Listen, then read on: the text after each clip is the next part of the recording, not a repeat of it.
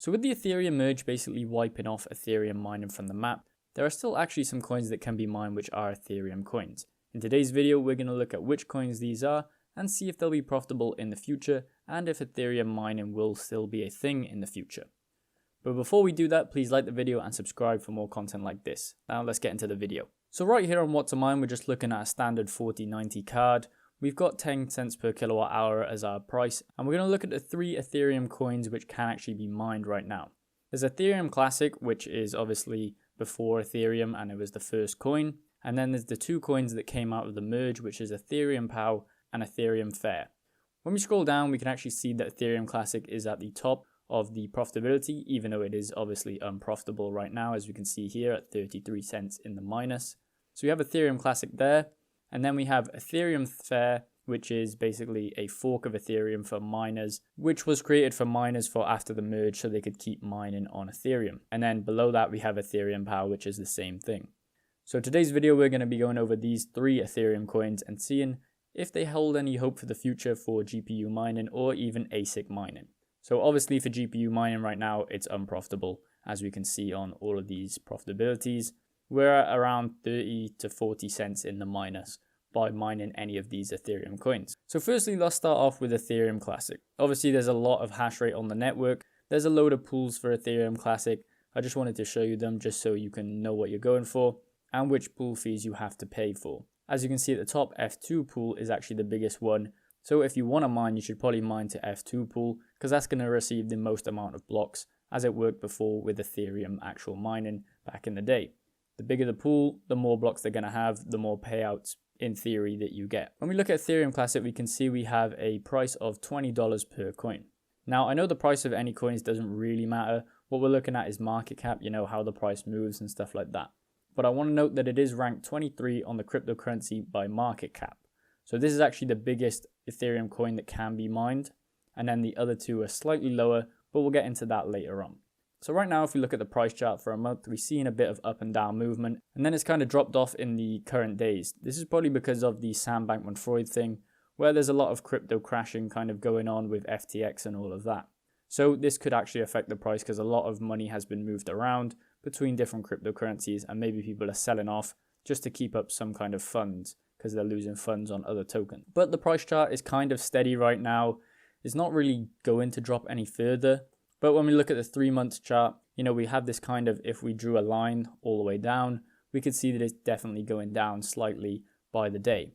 Are we going to see under $20? Probably, but it's not going to be under 15, I don't think. This will still make it profitable, but just not as profitable as it was back in the day or as profitable as it is now. When we look at the Ethereum Classic hash rate chart as well, we can see that there is actually a lot of fluctuations, but that's good. That always happens day by day. But it's good to note that with the Ethereum Classic hash rate chart, it doesn't look like much hash rate is going anywhere. With the other 2 charts that we're going to look at, the hash rate is kind of slowly dropping off, which probably isn't good for the coin because it means that it's not going to be a coin that we can mine in the future, and it's probably left for dead after that. Now, when we look at the Ethereum POW coin, we can see that F2 pool still holds the most amount of hash rate on that, so you want to be mining to F2 pool on Ethereum POW. And for all these coins, we don't really want to be GPU mining unless you have obviously 0 electricity and you believe in the coin's price going up, which we'll look into now. When we look at the price of Ethereum POW, we can actually see that we have a price of $4.12 on the coin. But when we look at the month price chart, we can see this actually dipped off a lot in the past couple of months. When we hit on the 3 months chart, we can see that it's dipped way more. So the start of this coin had a load of hype behind it because of the Ethereum merge. And obviously this gave it a high price, but however, after a couple of days, it kind of dropped off and now it's just dropped all the way down to $4 up from $73. So it's a large percentage drop in the last 3 months. Now with Ethereum POW, the actual hash rate chart is showing a slight decline from around a month ago. This probably means that it's a dying coin in effect because it's not making profitability, so more people are getting off the network. As with Ethereum Classic, we saw those up and downs, but it was a trend of a straight line. This one's more of a decline line, so we don't really want to be mining this coin in the future, unless it has some sort of new innovation, which really makes it profitable, or that the price goes up so we can actually start mining on it. Now the last coin is the Ethereum Fair coin, which is obviously the lowest out of the three in terms of market cap, but you can see on F2Pool they hold over 50% of the known hash rate here, which is obviously not good because we don't want anything happening in terms of hacking, because you can take over a network if you have over 51% of the network hash rate, which will lead to 51% attack on the network. Ethereum Fair is kind of a dying coin right now when compared to the other two. Obviously, Ethereum Classic is still pretty much alive. It's got a high market cap, not really going anywhere anytime soon. Ethereum Power is also kind of moving up the ranks of the market cap, but hasn't really shown much movement in the past couple of days. However, with Ethereum Fair, they have basically no support because the Ethereum Power coin actually took over the Ethereum Fair coin pretty quickly. Now, when we look at the Ethereum Fair coin price, we can see we're at 41 cents per coin, which we don't really want to look at the price, we want to look at the price over time. But I want to note that the rank is 2,763. When we compare this to the Ethereum POW, we have a rank of 76, which is actually pretty high up. Obviously, it's in the top 100, so it kind of cements itself as a good crypto. However, this coin doesn't look to be the same. Ethereum POW has kind of taken over that role for the Ethereum fork after the merge. When we look at the month price chart, it follows the same trend as Ethereum POW. When we look at the 3-month chart, we can see that it's dropped off dramatically more than Ethereum POW.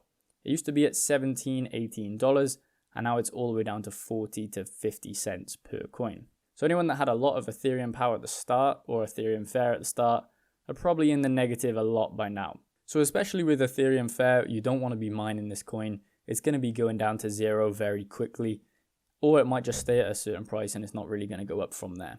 So when we head over to ASIC miner value, we can actually see the ASICs which are profitable on all these ETH algorithms. So that includes Ethereum Classic, Ethereum POW, and Ethereum Fair. At the top, we have the Jazz miners, and I made a video on this, around a couple months ago before the Ethereum merge, which said that you should probably buy Jazz miners. I did recommend the Jasminer X4 1U, which was, in my opinion, the best in terms of price to profit. And when we look at profitability, we can see that the Jasminer X4 is actually at the top here with around $1.87 per day. Obviously, that's going to change with the price of Ethereum Classic or Ethereum POW. And below, we have a bunch of Ethereum miners here. We have the Antminer E9 here. That was very profitable before the Ethereum merge on Ethereum, but now it's looking like it's not profitable anymore. Just for reference, this is at 12 cents per kilowatt hour, so a bit higher than 10 cents, but even we could bump this up to 15 cents per kilowatt hour, and we'd still be profitable on some of the Jazz miners. So in my opinion, I think Ethereum mining is still going to be there for the future. Ethereum Classic is probably the best bet, and the Jazz miners are probably the best ones to buy right now. I'd recommend the X4 1U because it's the most profit per the price that it's bought for, so your ROI is going to be a little bit quicker. Also, they're very efficient. Overall, I think that Ethereum mining is here to stay. Ethereum Classic is going to be the best one to go for. If Ethereum POW starts to pick up, then obviously I'll make a video and we'll see what the profits are in the future. GPU mining is probably not going to look good for Ethereum, but ASIC mining is definitely viable. There are FPGAs that will do Ethereum as well, so you could look into them possibly. So hope you guys enjoyed the video. If you did, please leave a like and subscribe to the channel. Also, don't forget to watch the recommended video at the end of this video.